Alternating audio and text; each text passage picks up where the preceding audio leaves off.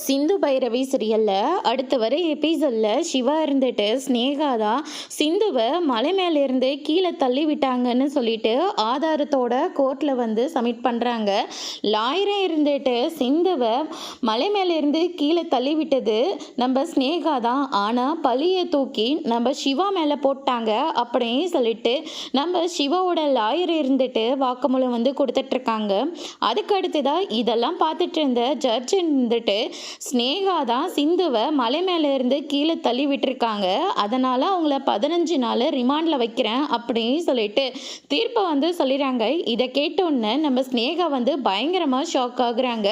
அதுக்கு அடுத்ததாக வெளியில் வந்த ஸ்னேகா இருந்துட்டு சிந்துவை பார்த்து என் நிம்மதியை கெடுத்து என் சந்தோஷத்தை கெடுத்து இப்போ என்னை ஜெயிலுக்கு அனுப்பிட்டேன்னு சொல்லி ரொம்ப சந்தோஷப்படாத, எப்படி என் நிம்மதி போச்சோ என் சந்தோஷம் போச்சோ அதே மாதிரி உன்னோட நிம்மதி உன்னோட சந்தோஷம் எல்லாத்தையுமே நான் கெடுக்க தான் போகிறேன் அப்படின்னு சொல்லிட்டு நம்ம ஸ்னேகா இருந்துட்டு சிந்துக்கிட்ட வந்து சவால் விட்டு அங்கேருந்து கிளம்புறாங்க.